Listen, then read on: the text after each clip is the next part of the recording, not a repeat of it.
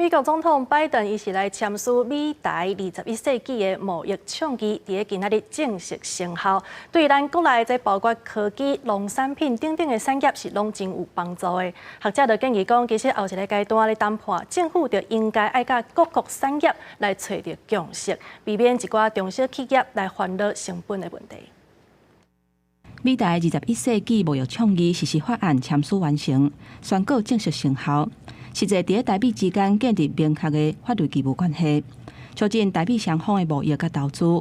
而且伫咧时间内有效果解决台湾贸易商出口去美国会拄到海关通关的问题。第一阶段所谈的有3个议题都是制度性议题，这个实际上都是在提升我们政府的行政效率跟未来决策的品质，然后增加我们产业对于整个未来法治环境透明化的这个掌握。台美倡议正做拜登就任了后，头一个签署的对外经贸协定，嘛暗示美国向全世界释放一个明确的信息，各国拢有权利会当甲台湾发展更加深化的经贸关系。若拜登针对美台后续的协商表达关切，学者认为讲，这是美国内部的问题，无涉及台美关系。过去的做法是在谈判过程当中要去征询国会意见，但是这个协议因为拜登把它定位成的是一个行政协议，不需要国会的授权。那我觉得这个只是他们内部的问题。国内现有出口去美国的厂商，包括农产品、甲电子、电器产品等等，拢正做直接受惠的对象。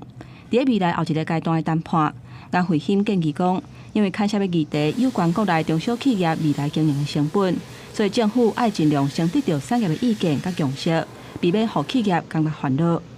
记者综合报道。